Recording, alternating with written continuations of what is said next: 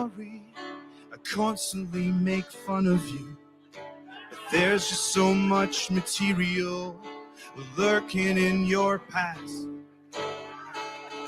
Like this photo where you and Rich both celebrate. But someone please, can you tell me why your hand is on his ass?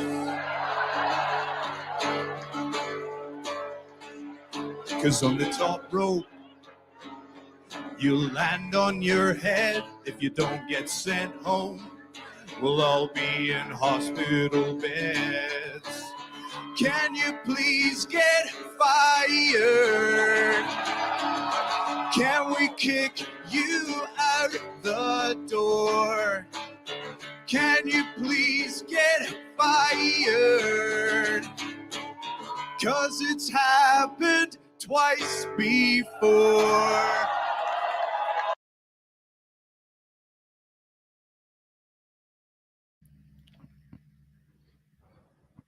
Oh, sorry for the delay. I thought that was gonna go further.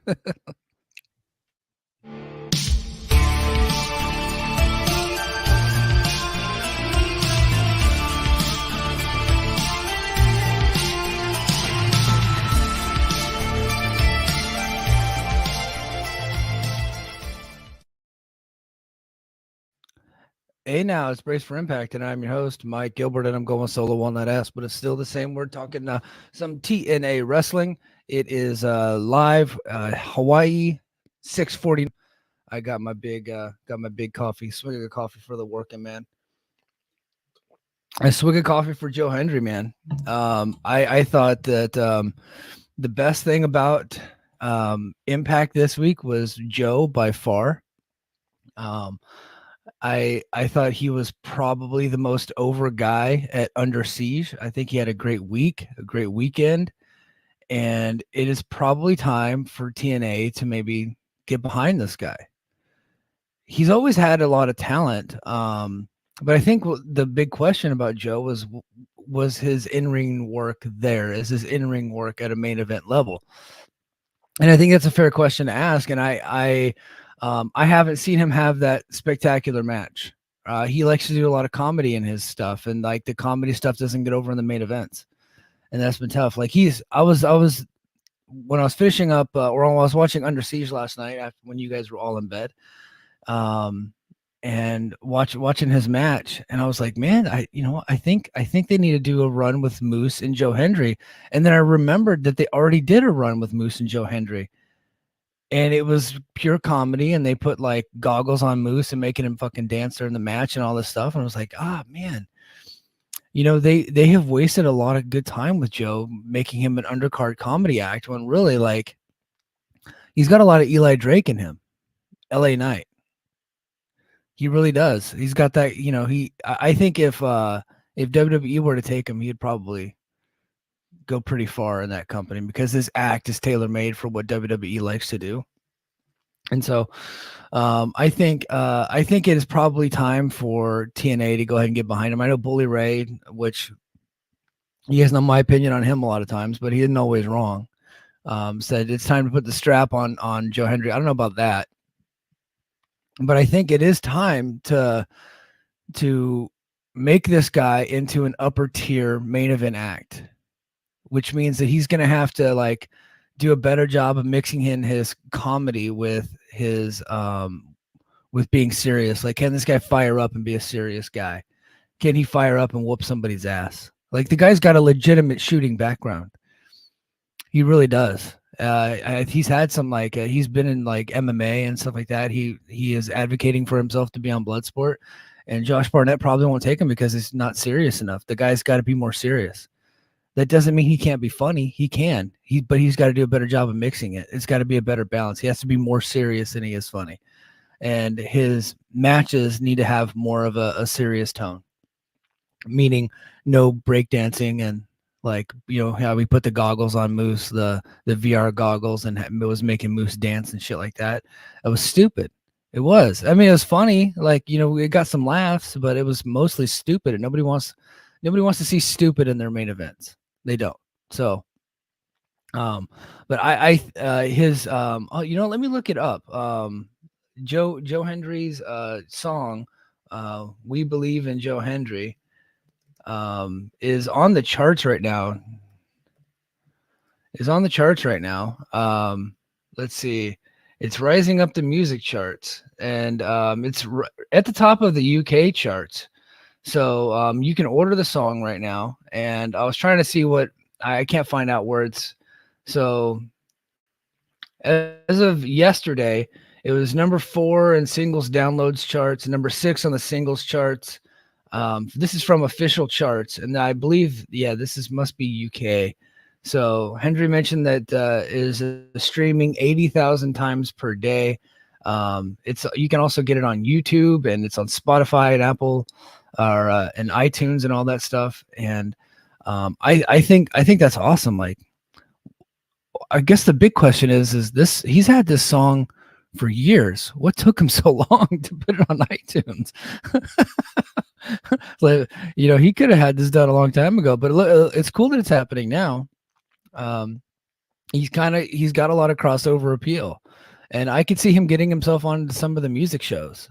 And it is time for Access and Anthem to get behind the guy and put him on a lot of their music shows on Access and stuff like that.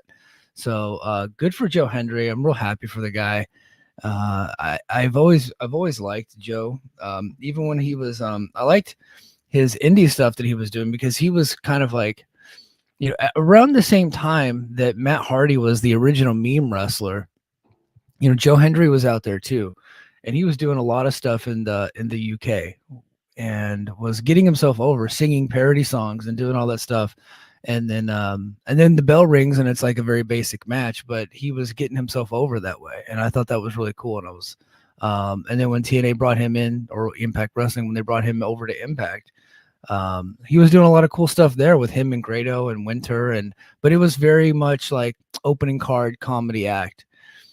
He took off for a little bit and went to Ring of Honor, and I don't think that Joe Hendry works well for Ring of Honor. I don't think that his style was good for them, and it was very like opposite of what Ring of Honor does, which is probably why they brought him in. And it was also pandemic era, so and Ring of Honor was on its ass at the time. So it just was not work. It was just not working out for him. But I think right now you got a little bit of lightning in a bottle with Joe, and we'll see if it sustains long term. But they really need to get behind the guy. They got to do something, because that concert that he did at Impact this week was incredible. It really, like, I've never seen an Impact audience kind of fully invest in an act in real time the way that they did for Joe Hendry in Las Vegas. I mean, the pro looked great, because that's a concert hall. It's a concert theater. And he's there in the middle of the ring, and he's playing his guitar, and he's singing those songs. And then when he hits the, can you please get fired? And everybody starts singing along with him. It's like, man, they got something. They got something. And it's also the same week that his song is hitting the charts. And then you see him in the crowd, and they're singing along with him, and they're just fully into him. And then he comes out last night on Under Siege and was the most over guy on the show. It's time. They got to get behind him. That doesn't mean make him world champion right away, but they got it. They got to do something with him. They really do. And Io's in the chat. Says, what's up? I agree. I see LA Knight vibes with Hendry. Advertise him as a star. Yeah, absolutely. Like, he has to be kind of one of your top stars going forward. He really does. And if his in-ring work isn't there at the main event level, you got to put him in there with people that can, carry him a little bit. And then you can have bells and whistles, a little bit of gaga, but we got to get to the point where, he is a serious contender to Moose, and we main event a show with him and Moose, and it's not complete comedy. We can do comedy stuff getting to there. A Moose plays a good idiot. So does Eddie and Brian. We can do comedy stuff getting to there, but at some point they got to get heat on Joe, and he has to fire up and say, I'm coming to kick your ass. You know what I mean? And he's got to mean it. Let's get some blood on this guy. Let's do something serious with him. And we could still do parody songs. We can still do some of that stuff, but we need to get some fire on this guy. And I think that there's money in a main event run for Joe Hendry easily. I just I don't know. I was just blown away by him this week with everything that he's doing with the song charting and with his concert that he did on Impact, which was like the best thing on the show by far. And then of course his match last night with Zachary. It was just like a basic match. There wasn't really much to it, but it was a good match. But what made it is the crowd was just super into him. And then his promo before the match was money, man. It was money. It was like old school pro wrestling, like money. And I think we got to be careful. You know, nobody tag Triple H in his videos because Triple H is going to take him. He will. He will. Oh, look, the guy is tailor-made for WWE. He's 6'2", 250 pounds. He can sing. He can play guitar, and he can work a little bit. He's funny. He's charming, and he's handsome as shit. It's only a matter of time before WWE takes him, so they need to make some money with him before he leaves. But yeah, I was real happy with him this week, and I'm happy for him, obviously. So good stuff, Joe Hendry. We got a couple of news stories to talk about, and then I'm just gonna go ahead and recap both Impact and Under Siege. So I was gonna do 2 separate episodes for this. I was actually planning on doing one of these yesterday morning, probably just a straight to record, no YouTube, no nothing, and just for Patreon. But then I woke up and I'm having my morning coffee and I got a text, "We need you to come in." So I had to go in at like 6:45. So I was like, oh crap. So I was like, I had woke up and I was planning on probably doing like a half hour yesterday. So I woke up at 5, got my coffee and was sipping my coffee, watching, finishing up Impact from the night before. And I was like, okay, well, I'll just go up and record at like 6 to 6:30, and then I'll go hop in the shower like 6:40, and then I'll head into work to be at work by 7:30. And I got a text, "We need you to come in at 6:45." I was like, oh, okay. And it wasn't even like a big deal, but it was just something I just needed to be there for. And then I'm like, okay, well then I'll make sure that I'm able to watch Under Siege like in real time, because it comes on at 2:00 here. And I find this out on Thursday night, like right before we were about to record the Mike and JD show. I found out that, like, hey, we need you to be over at one of the F-22 Hawaii Raptor hangars for a special event. I was like, well, what's the special event? Like, we can't tell you. And I was like, well, what do you want me to do? And they go, we can't tell you that either. I was like, am I in trouble? That's good. You know, the history of my career, it's like, you know, it's typically like, oh shit, I must have done something or said something, or maybe somebody saw the podcast or something. And they go, no, we can't tell you. And then they come back 30 minutes later, and they have another guy with them. They go, okay, look, we were trying not to tell you, but we have to let the cat out of the bag so that way you're prepared. I was like, what the hell is going on? And they go, well, we the Secretary of Defense is on base, and we submitted your name as an outstanding performer, and they said a ton of people got submitted because everybody wanted this spot. We submitted your name, and your name was selected. You're one of 5 people that were selected to be honored by the Secretary of Defense for outstanding performance. I was like, really? They go, yes. And they were shocked that I was so shocked. I was like, because they know that if because of the position I'm in, I would much rather have like one of my lower ranking people that I take care of get that honor. And if they would have asked me to submit my name for that, I would have turned them down, and I would have offered up like 4 other names. And which is why they didn't ask me, because they wanted this for me, and they knew that I would get it because I do a pretty good job. And so they said, yeah, no, you got picked. You're not that many people got picked, but a ton of people got submitted. So, you know, this is a big honor. I was like, yeah, no, thank you. It's a big honor. I was like, what did you write? They were like, well, you'll find out when you get there. And I was like, well, is any of it true? They go, yes, we didn't lie. I was like, okay, good. They actually pulled the information from from my latest performance report. And so, yeah, it was really cool. I got a chance to meet the Secretary of Defense, Lloyd Austin. He gave me one of his coins, and that was pretty cool. And so I was planning on watching Under Siege at that time, because, and then going to so my plan was at 2:00 to watch Under Siege, and then at 5:00 I had to be over at a celebration that my wife was throwing for me, because it's tomorrow is 20 years that I will have been in the Air Force. And so we did a big 20th anniversary celebration last night. So which is really cool, to have the same job for 20 years, like in any industry, is a pretty big deal. So we did a big celebration for that. We had cake, and all my, my command team was there, and a lot of the people that, I look after, they were all there. So that was pretty cool. And so I ended up not watching Under Siege until like almost 9:00 last night. And then I lasted until 11. So I got 2 hours in of Under Siege. I'm probably a little bit more, actually. It might have been before 9 that I started, but because I woke up this morning and I had to watch the last 2 matches, because I just could not. I could not stick with it. I was dozing off, so I had to okay, pause, and then I got up and I had to rewind like 10 minutes, and then to make sure I watched the entire Mustafa Ali versus Ace Austin, and then of course the main event. So been a whirlwind of a couple of days, and so I appreciate you guys sticking with us here.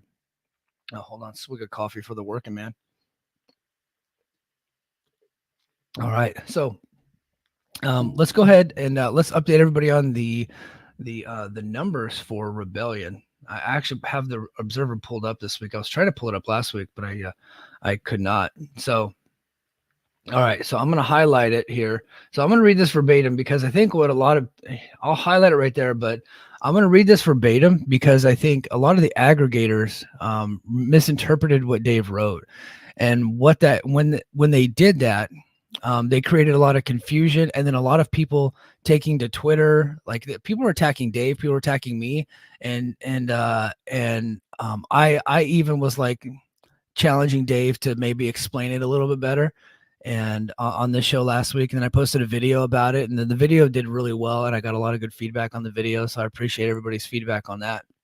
Is I really do think it's important to make sure that when you're posting these numbers that you explain what it actually means, because he posted the 500 buys. Now, he did say that streaming is always more buys, yada, yada, yada. But what he did not explain is that 500 buys, television buys, was the early number as of immediately after, right?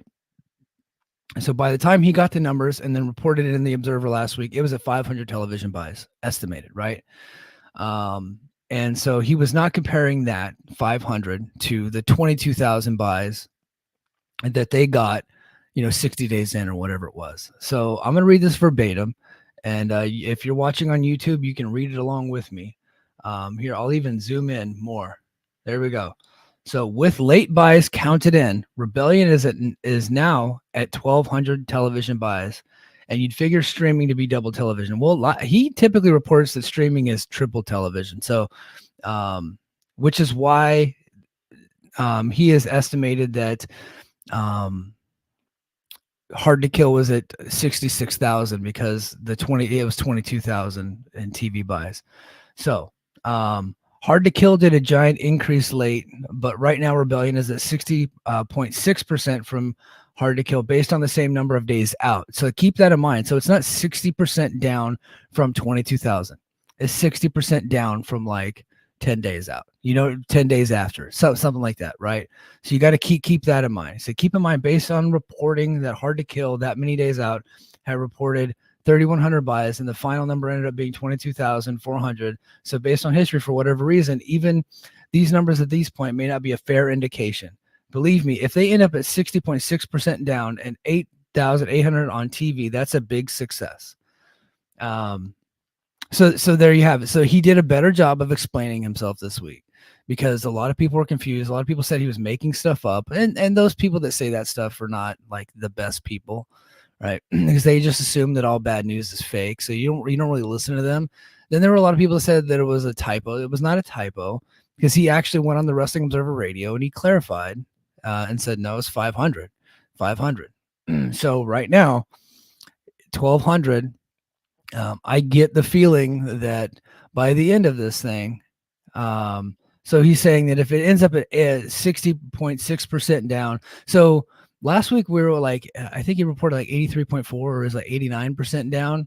And then now it's only at 60.6% down from like 2 weeks.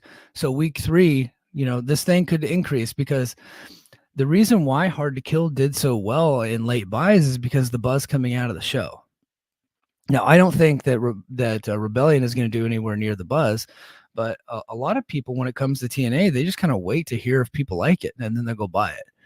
And then it's on the same weekend as Dynasty, and so people just prioritize the Dynasty over it, and maybe they're just like waiting. Maybe they're just like waiting until May, right, and then get it on the next cable bill. So some people tend to do that. So I think when it's all said and done, I don't think we're going to get to 8,000 or 8,800 on TV. But I think that this thing is going to do well over 10,000 buys combined with TV and streaming, which for TNA is pretty good. So I think this is going to end up doing okay.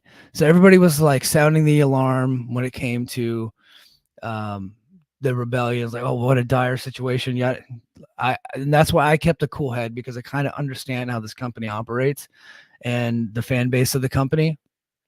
And not everybody watches these pay-per-views live anymore, and that is a weird thing to me, because I feel like when it's a pay-per-view, like, and maybe just because it's just my age, I just feel like when it's pay-per-view, you need to watch it live. Now, me personally, I don't get to watch these things live all the time. I have to watch them delayed because of my situation, because of where I'm at. But I feel like it's the pay-per-views are always best watching them live and spoiler free and things like that. So, but yeah, so that's where we're at. We're at 1200 television. So, probably, 30, anywhere from 34 to 3,800, total. Or so if you triple that, you're looking at over probably like 3,000 on streaming. So we're probably looking at like over 4,000 right now in total. I think we're going to get to over 10 when we get to about 60 days out, when the final reporting comes in, because the final reporting came in about 60 days out for Hard to Kill. So everybody was going crazy. Y'all can relax. Dave finally explained it better, and he really should do that going forward when it comes to TNA, because TNA fans assume that everybody's out to get them and everybody's trying to lie on their company. Yeah. So there you go. That was the story on Rebellion. So there's the big update. But the next story that I want to get into is Ethan Page. I don't know if he was released or if his contract expired or if he got fired. None of that has been reported, but he is definitely no longer with AEW or Ring of Honor anymore. He is no longer in the company. He hasn't been on television since December. It looked like he was trying to, according to Sean Ross Sapp of Fightful Select. Sorry, I want to make sure I give them the credit, because this is their story. He had been trying to get out of his deal since February, and he is now officially out of the company. And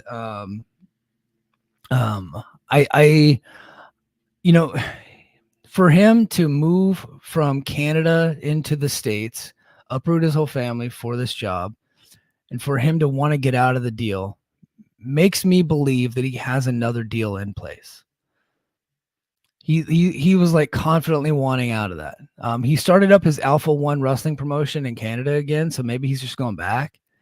But if you typically don't give up a paycheck unless you got a bigger paycheck waiting, or at least a commensurate or a decent deal waiting that's going to make you more happy. But he's back to promoting wrestling, and who knows where he'll go next. I do think there's money with an Ethan Page, Josh Alexander feud in TNA. There might even be some real life heat there that they could play off of, but they're both professionals. I think they can get it done. Right. Like, I don't think that they're like like hate each other and all that. Nothing like that. So, but I do think there's money in it. Now he didn't leave on the best of terms, but it wasn't like he burned it down on the way out. But if you guys remember, I think the original Hard to Kill. Io, you're in the chat. Correct me if I'm wrong. It was the original Hard to Kill that Ethan Page did, the Ethan Page versus Karate Man kind of thing that he did. It was like a, because it was pandemic era and they were really into doing a lot of these cinematic style matches, and so he did a cinematic style match with himself, and it was awful. Yeah, so yeah, Io confirmed it was Hard to Kill 2021. It was the debut of Kenny Omega, and a lot of eyeballs were on that one, and it was awful. Like I remember like covering it at the time, and I didn't have a podcast yet. I was just writing. I was writing for my own website, the old Combat Republic site. That's probably where a lot of you guys, discovered me on. And I was just disgusted by it. And he didn't like it either. He actually, that was his last night in the company. He ended up killing himself, ripping his own heart out and dying. And he ended up on his own personal Patreon burying the whole thing, saying there was nothing that he thought it was going to be. It was poorly edited. It was poorly produced. It was all this stuff.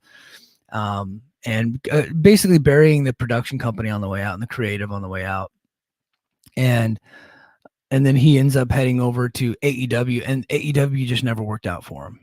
It just did. And I talked about it on the Mike and JD show this week. Like, some people just don't have big room charisma. Everybody was like, Ethan Page is going to be a great heel. He could end up being a top heel in the company. I'll be honest, I thought the same thing, because I was like, guy can work. He's a good worker. He's really good promo.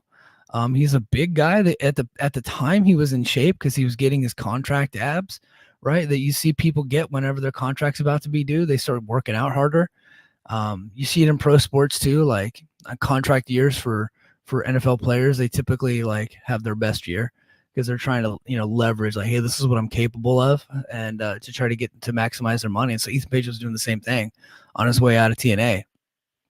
And, but he ended up insulting the production crew and creative on the way out. And he had a reputation for being a bit of a complainer there, but like, not like a disruptor, not like a cancer, not anything like that, not getting into fights with people, nothing like that. But that was a little bit of his reputation. I think that you can overcome that. I really do. But he also did the same thing to Evolve when he left Evolve, to the point where people are, earmarking him to go to NXT.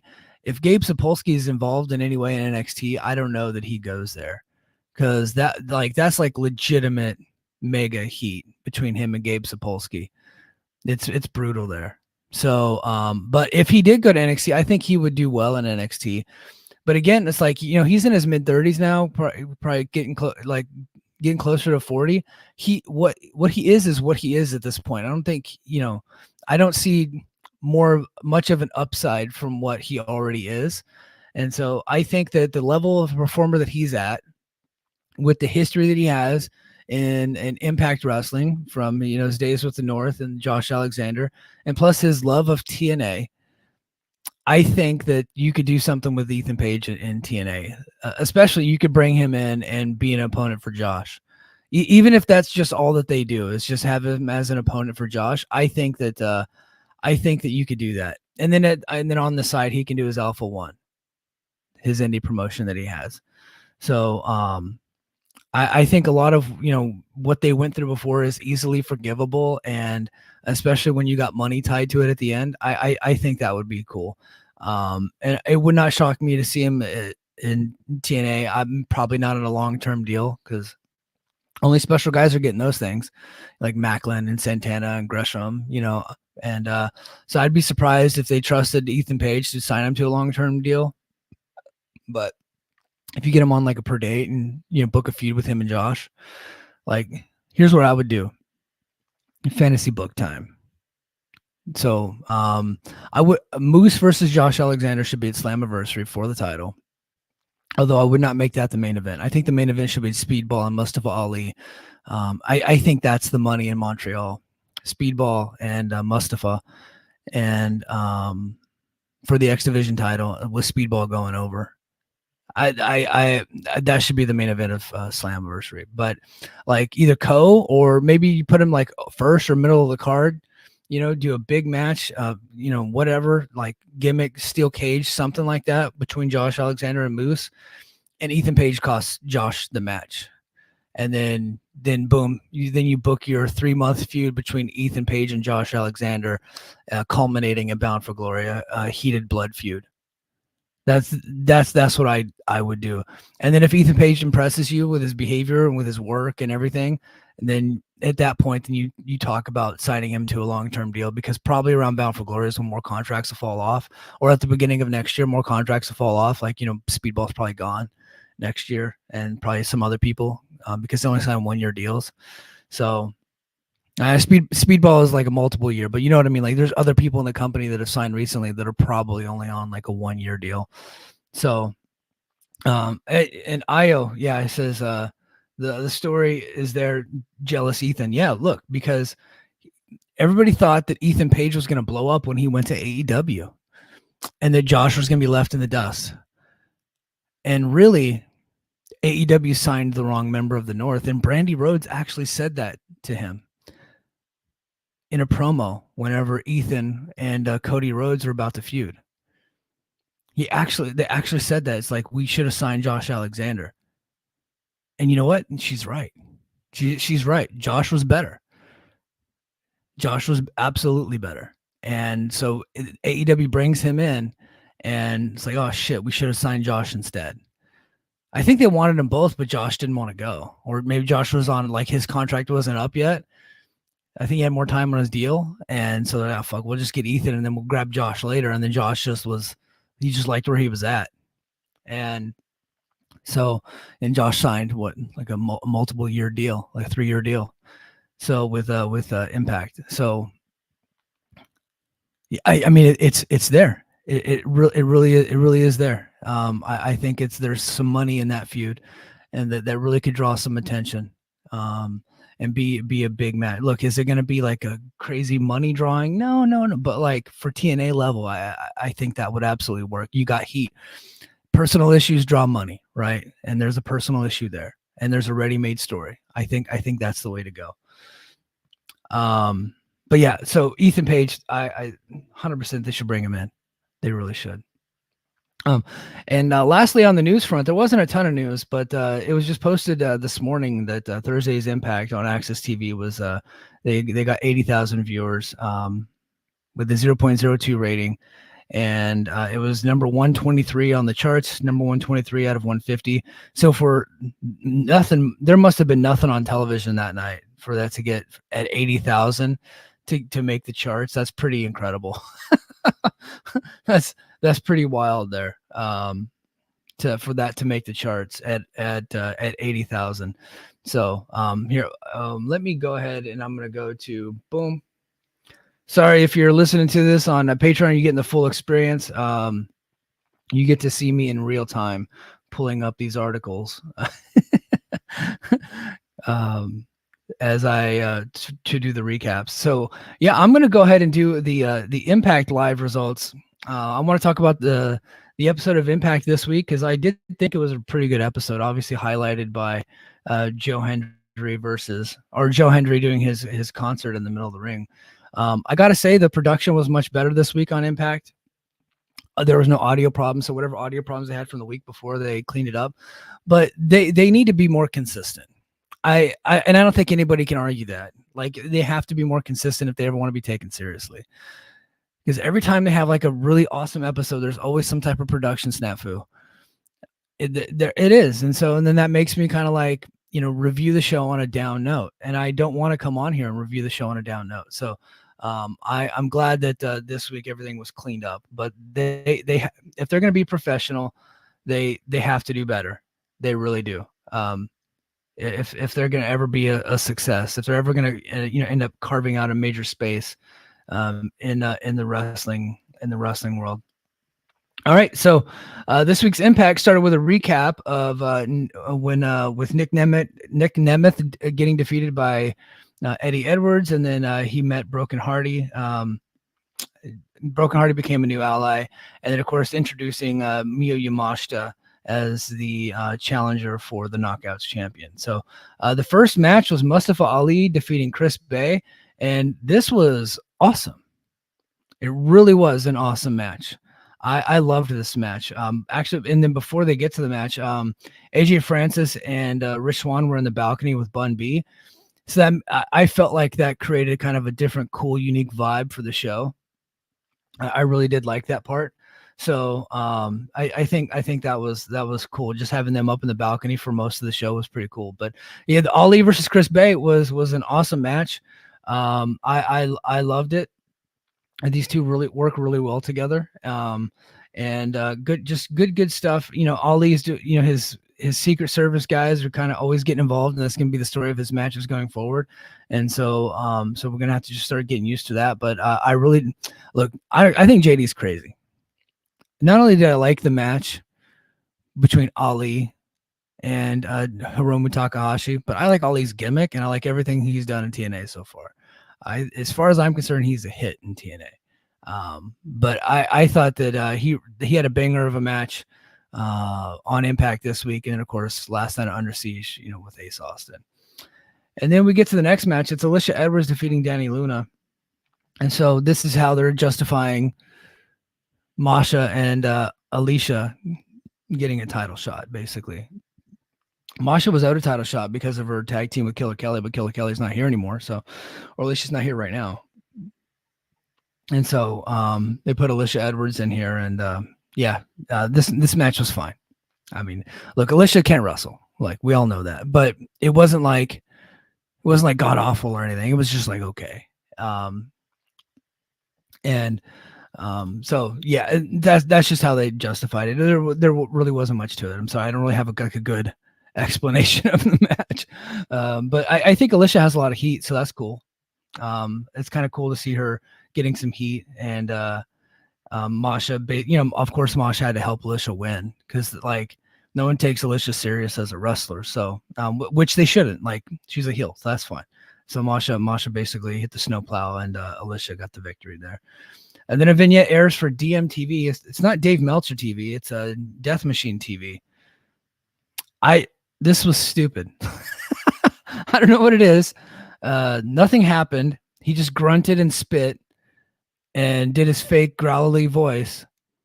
And and then they just had some cutaways. I don't know. I don't know what this is. It's hard to describe, but I thought it was kind of stupid. Then Hammerstone defeats Cody Deaner. I think Hammerstone might have had a concussion during this, because he had to miss the match last night with Jake Something, and he had concussion symptoms before. And so he missed the match with Jake Something last night. And I think during this match, he might have either gotten concussed or had a concussion or something like that. So, but Cody comes out for the match, and Hammerstone is like kind of making fun of his arms and stuff like that. Challenges him to an arm wrestling match. And then Cody does his dumb, like, it's the people's choice. And do the people want an arm wrestling match or a Sin City street fight? And he's growling too. He's got a Sammy Callahan voice on. And what pisses me off is that people actually kind of like this. Like, it's actually working to the live audience. I don't think it works for television, but I think the live audience, anytime you bring in the live audience into the experience and pander to them, he was like, they're pretty out with it. Like, he is absolutely pandering. When you pander to the live audience, they will play along. It reminds me, I saw Metallica, and the dumbest thing happened during the Metallica show. One of my favorite bands of all time, but the dumbest thing happened. They got us to spell the word metal. They go, all right, give me an M. And they would say M, and they went all the way to metal. And I was just like, why did we do that? Just fucking rock. But that's part of the live experience, is bringing the audience in. And, not to compare Cody Dean and a fucking James Hetfield, but, I think I just did. That might get canceled for that. But yeah. So anyways, the Sin City street fight, it went on way too long. Like, Cody is a geek, and you should treat him as such. But to actually let Cody get some moves in and actually get some, he was basically selling most of the match, but actually got some high spots on Hammer. But Hammer, ultimately ended up beating his ass, and then Jake Something ran in to save him. So afterwards, but my only gripe is that it was too long. But I thought it was mostly pretty good. And Santino met with Jonathan Gresham. I thought this was a cool vignette. He eventually shook his hand, and then it got ink all over his hands, and so that's like the new gimmick for Gresham. I'm going to talk about Under Siege and when I get to that, but and then Gresham was then met by his possible alter ego, donning an octopus match as the vignette closed. So they were kind of foreshadowing what was going to come for Under Siege. So I thought they've done a good job with the vignettes, though. And then Broken Matt and Speedball Mountain had some fighting words for the system. I thought this was a good promo. I really did. Like I like Broken Matt. I always have. So I thought this was pretty cool. I thought Speedball specifically, I've been tough on him in the past. I thought he showed a lot of personality here, and so I like everybody, I got some DMs from people, and it was like in multiple Discord chats that I'm in. Saying, what the hell are they doing with Speedball? Get him out of this promotion. This is so beneath him. No, it's not. It's not. This is helping him. It really is. And the main event at Under Siege was great. And it worked well. This was awesome. You guys need to calm down. Relax. Speedball is not a megastar. He's a good little wrestler. Does some cool moves, and he kicks out of stuff. I get it. He's a darling. But the brother is 35 and didn't really have much of a personality, and he is being booked better in TNA than he'll be booked anywhere else. TNA has a lot in common with WWE and AEW when it comes to Speedball, because he will not be their world champion in any of those promotions. It's just not going to happen. Speedball is being booked commensurate with what he brings to the table, so everybody needs to calm the hell down.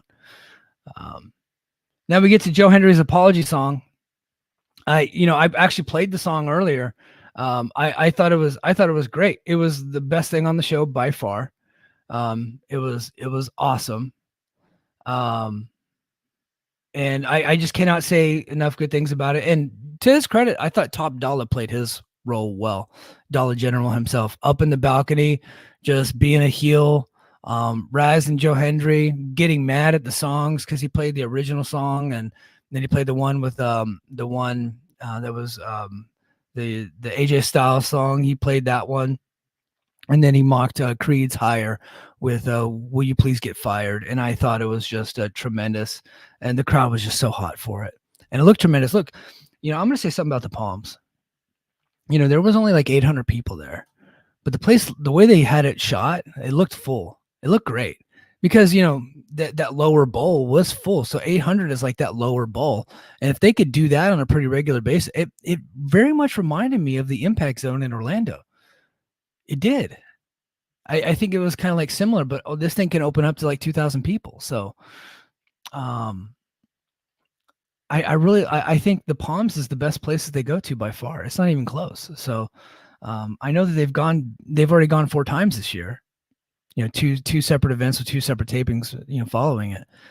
And so they've already exhausted that because they lost half of the crowd from the original event. But, I could see why they like going back here. It looks great on television. It's by far their best venue. And so, man, if they could just get hot at some point and go there more often, I think that would be awesome. But they, diminishing returns, probably the next time they go for a TV taping, they'll only have like 300 or 400 people. So you got to be careful with that stuff. And then Jim Miller introduced the system on stage. This is from Jeremy Peoples. They said they delivered some generic words threatening Matt Hardy. Yeah, they did. It was pretty generic. Paint by numbers promo, but it was effective. It didn't last long, so that was fine. And then Ace Austin defeated Trey Miguel to earn an X Division title shot. They had a feud back in the day over because Trey or Ace Austin was trying to get at Trey's mom. So that's pretty funny. But I thought this was a pretty good match. These guys are really great. They did a lot of selling of their knees, but I thought it was pretty good. Ace Austin hit the fold for the 1, 2, 3. So he gets the title match at Under Siege. And then we go to the main event. Jordan Grace defeating Miyu Yamashita. Ash by Botox was up in the balcony. So they're really dragging out that Ash by Botox title shot. So that's going to be at Slammiversary. And she is terrible. She is not any good. This Knockouts division is brutal. But I thought Grace and Miyu Yamashita had a pretty damn good match. It was a pretty good main event. Unfortunately, like Miyu Yamashita, nobody knows anything about her. She only comes in once, or she's came in once last year, once this year, and she's not booked going forward. So it's like, why would you care about that person? Trust me, there are not a lot of TJPW fans in the States watching this stuff. They're just not. I think it's probably just you and a couple other people. So, so they really should. And I know people make fun of AEW for like not doing vignettes and stuff like that. They really should have got some TJPW footage, and then had Miyu come in for like a quarter and have her kill people to build up to a title shot. But because they couldn't get the dates on her, they're just like, okay, we'll introduce you in a backstage promo. We'll show highlights of your match with Killer Kelly from a year ago, and then we'll put you in a title match and expect people to care. And it just didn't happen. The match was, I thought it was a pretty good match, but it didn't really like get over, with the audience. So, but they had some the skull kick countered into a juggernaut driver. Grace retained after the match. Khan and Steph DeLander jumped the champion, and then the lights went out and PCO made the save to set up the match for Under Siege. So there you go. That was Impact. Overall, I thought it was a pretty good episode, and then by far, the best thing on the show was Joe Hendry, megastar Joe Hendry. Io and Dobby the Brain Heat in the chat. Let's see. What do we got here? Okay, so Io says, turns out the non-talker ain't the sidekick. So he's talking about Ethan and Josh. And then and Dobby talking about the rating says it's more or less because of the demo rating. Yeah, 0.02. It's not more or less. It's because of the demo rating. That's how they rank it. Something with 0.04, but 90K can finish in the top 100 pretty regularly. Yeah, that's true. So the top 150 only measures the actual demo rating, the 18 to 49. And Dobby says letting Diener hang with Hammer as long as they did. I think someone on creative had the concussion. I think Diener's on creative, and Diener's a producer here. And then Io said, your boy Ibu with that tweet backfired. I don't know what you're talking about there. I did not spend a lot of time on social media, so tag me in his tweet or send it to me. But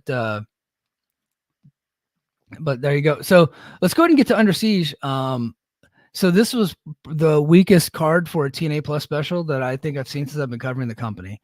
I mean, it's like right up there. I'm sure there's been a weaker card, but a lot of the matches did not really revolve around stories or the culmination of feuds or anything like that, and they were just kind of throwing together tag matches. They had 2 weeks to prepare for the show, and they didn't really have any like landmark matches, anything that was like of any type of significance, unfortunately. And so in that sense it was kind of a miss, but I thought the matches were all pretty good. I think there was one that I just didn't really care for, but like there was nothing significant on the show. But I did feel like Mustafa Ali versus Ace Austin was pretty awesome. And I thought the main event over delivered in a big way. And honestly, I thought it was great. I thought the main event was great.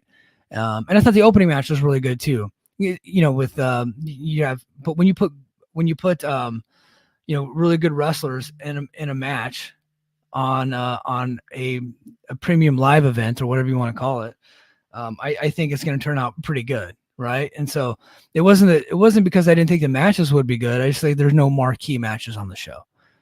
It was a weekly booked card. It really was. It was a weekly booked card. So there you go. So on the pre-show, I'll be honest, I did not get a chance to watch the pre-show, so you guys have to tell me if this is pretty good or not. But seeing as who was in the match, I'd probably not. But Rhino defeated VSK, so VSK is back. I thought he was with Ring of Honor, but he's been in TNA before. So, but Rhino got the gore. So VSK is a jobber, so he did his job. And G. Miller interviewed Ace Austin. So yeah, I'm not even going to go there because I didn't watch it. And so, but then the FBI, Zach Clayton and Ray Jazz with Guido defeated the Batiri guys. Who's the Batiri? Do I need to go back and watch this? I've never heard of the Batiri. Hold on, let me go to the chat. Let's see.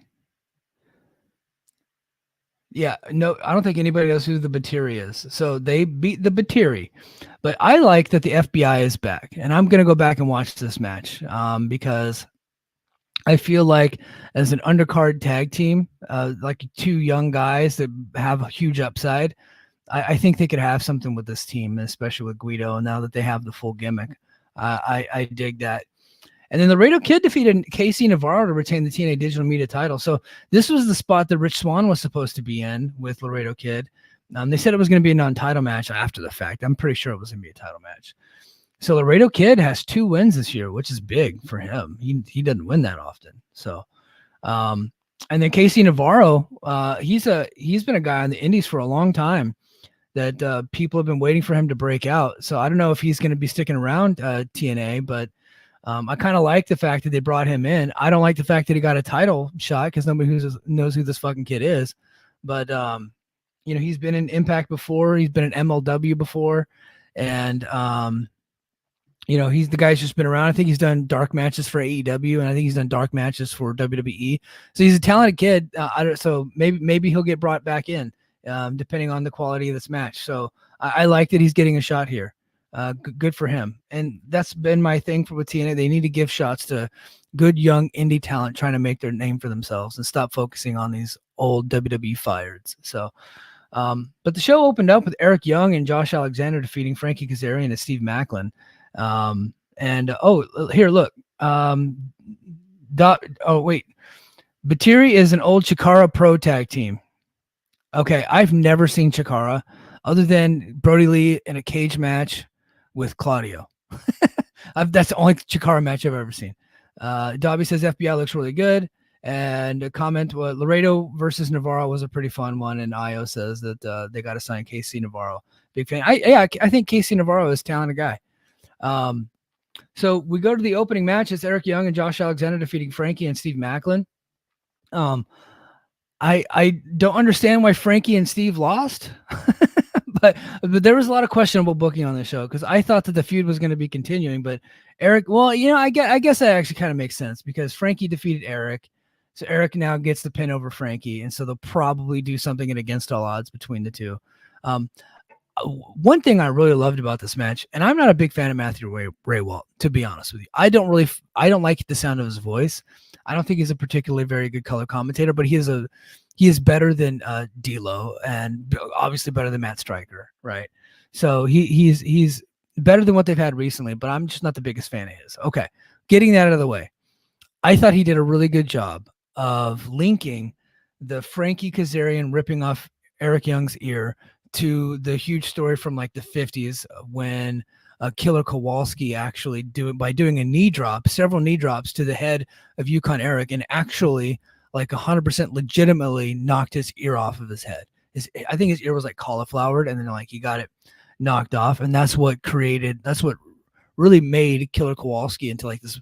He was already a big star at that point, but he became kind of like a mega star in the business when that happened. And that was like the huge story that everybody always told about Killer Kowalski.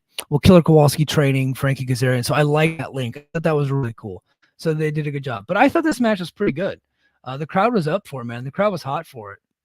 But look, like I said, you got 4 good wrestlers in there. Throw them in a tag team match. Doesn't matter if the match means anything. I just didn't think it meant much, but it's an opening match with 4 guys who are all like main event caliber talents. So it was pretty good. Or really good. And it was a good way to start the evening. So, and then I think we're going to get Eric Young versus Kazarian at Against All Odds. Then we get Ash by Botox. She defeated Havoc. This match stunk. Ash is not good. She isn't.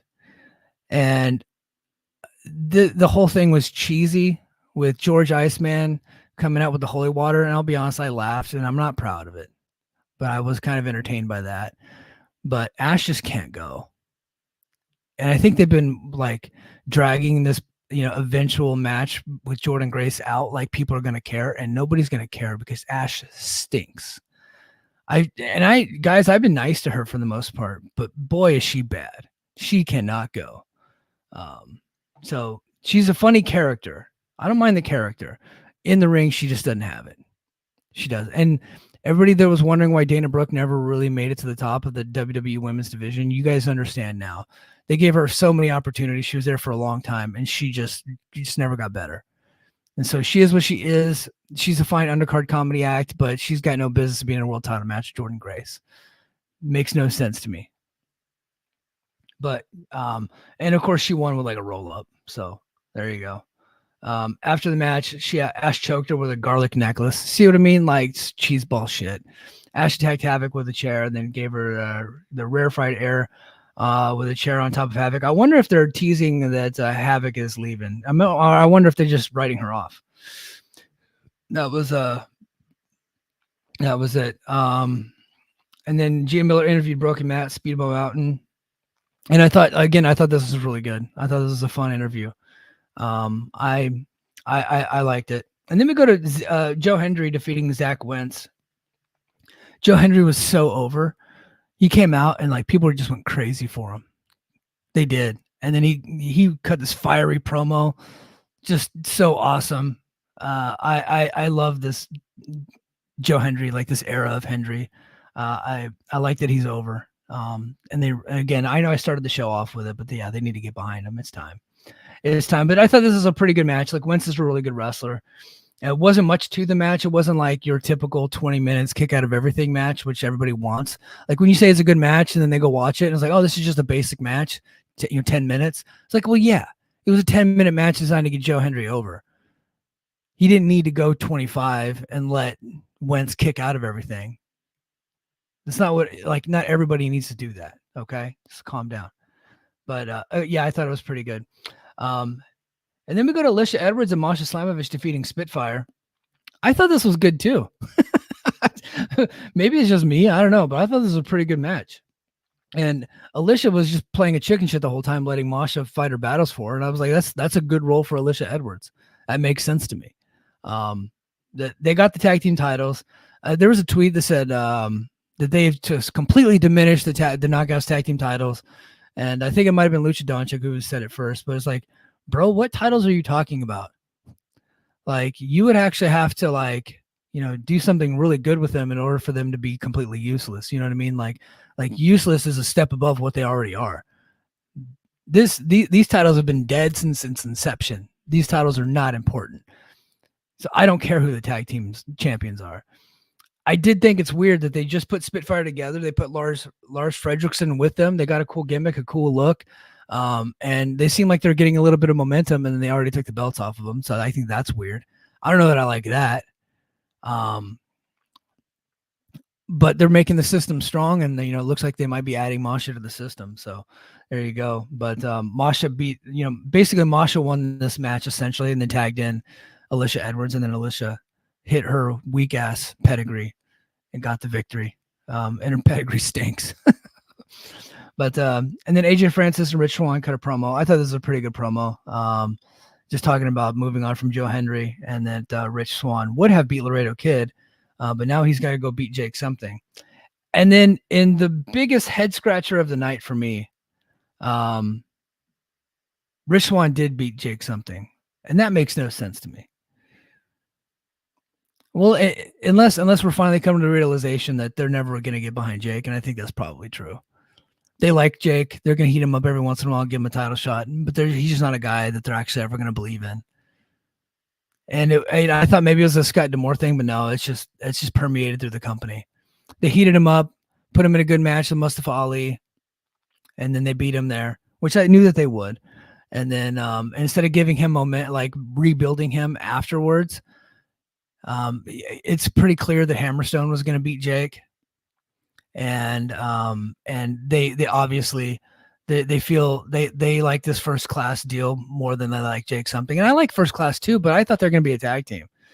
So if they're going to go be a tag team, there's no real reason why Jake should have lost this match. He should have won. And Hendry could have, thwarted the whole thing, but maybe they're moving on from the Hendry thing, but we never got the blow off with AJ Francis. So that's weird.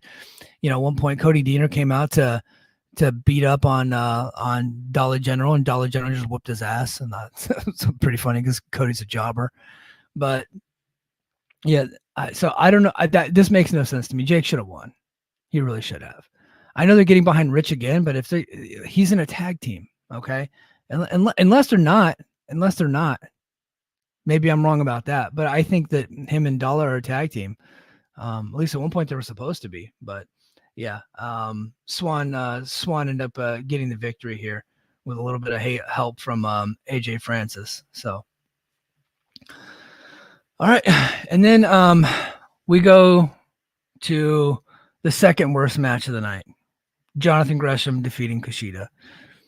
You know, at one point this match did get pretty good.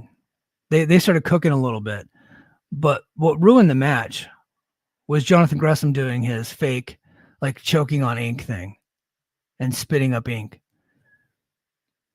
And I was just like, what are we doing? This was so cheesy.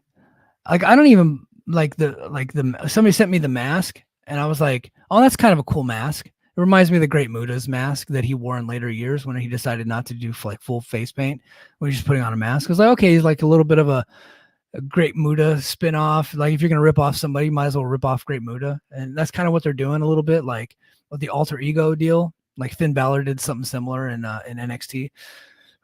And I think Prince Devitt did it in New Japan too. But I was like, okay. And he comes out like choking on ink. And I was like, oh, okay, we're not going to take this match seriously. So if, like, in the match, he's going to be choking on ink, I don't think I'm interested. I don't. And then he got ink on his hands, and then he rubbed the ink in Kushida's mouth, and then, like, it made him pass out.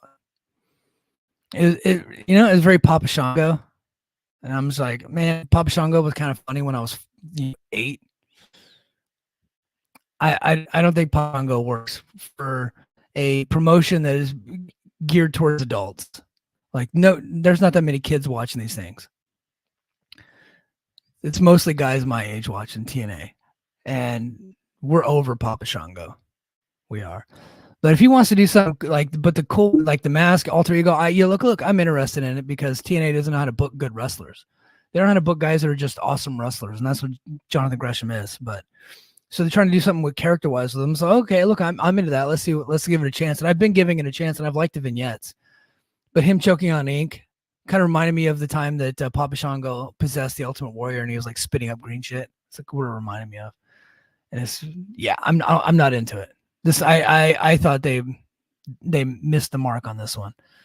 They really did. Not good. But Gresham defeats Kushida.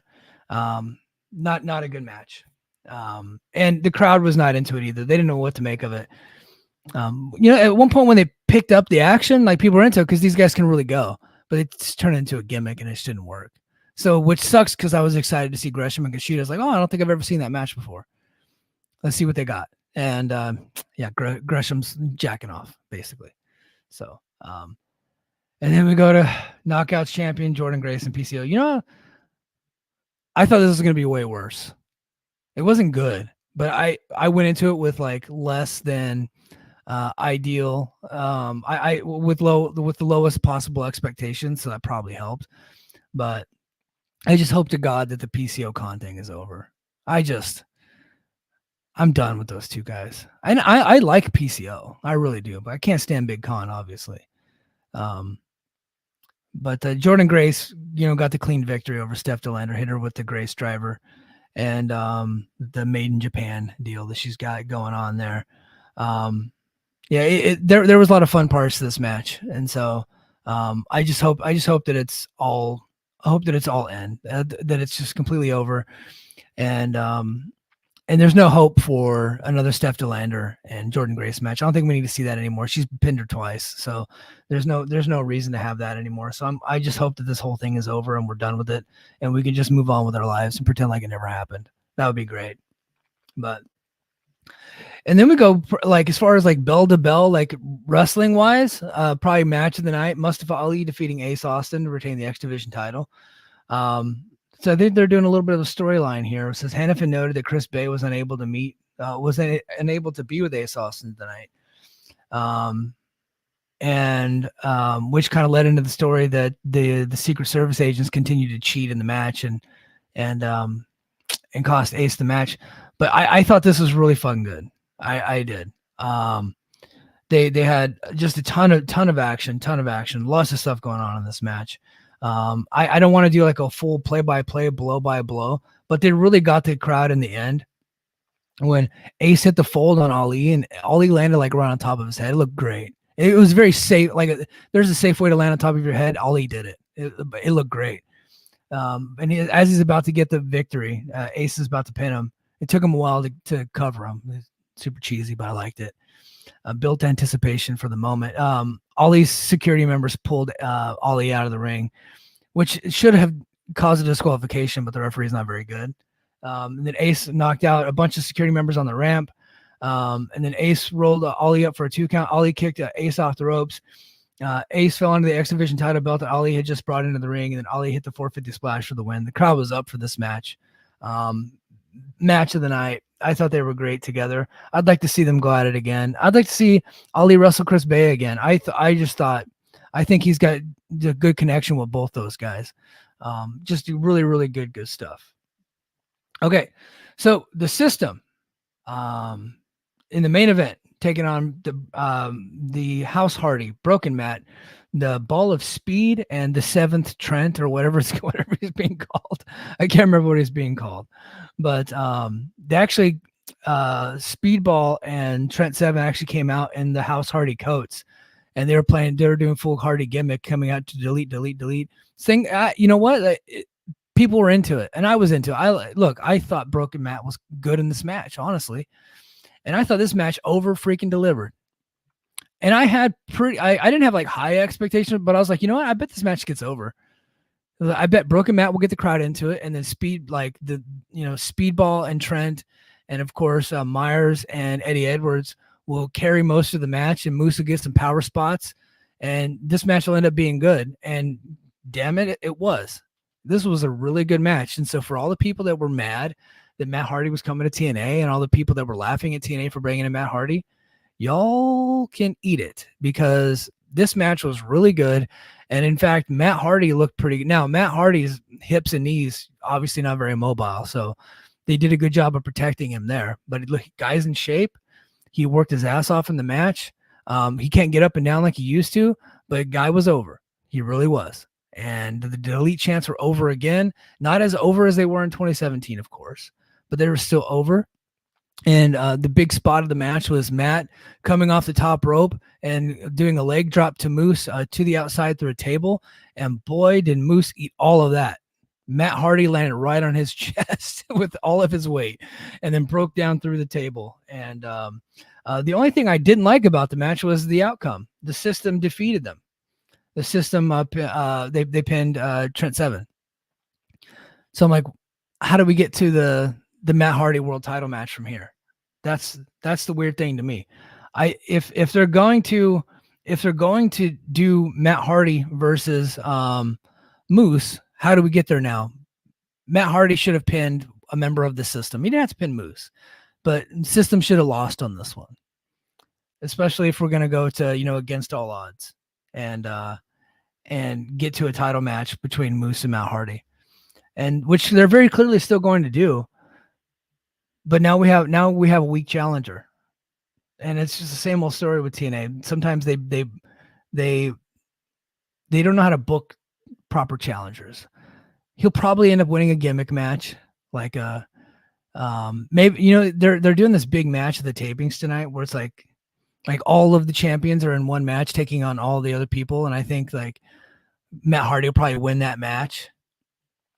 Something like get a pin and somehow get himself a title shot at Against All Odds. So it'll be something stupid like that, when really the smarter booking would have been to have Matt Hardy get, pin Eddie or pin Myers or even pin Moose, and then be like, okay, well, since you got this victory over the system and nobody's been able to get a pin on the system, now he is the next challenger for the title. And then Josh Alexander, you can get your title shot at Slammiversary. That's very like simplistic, but it makes sense, right? And I think people would get behind it. But instead, what we have is kind of something that just doesn't make any sense, with the system pinning Speedball Mountain again. So Speedball Mountain's dead. they're done. They can't be a tag team anymore, which is fine because I think Speedball should be going for the X Division title in Montreal anyway. But yeah, we never need to see them team again.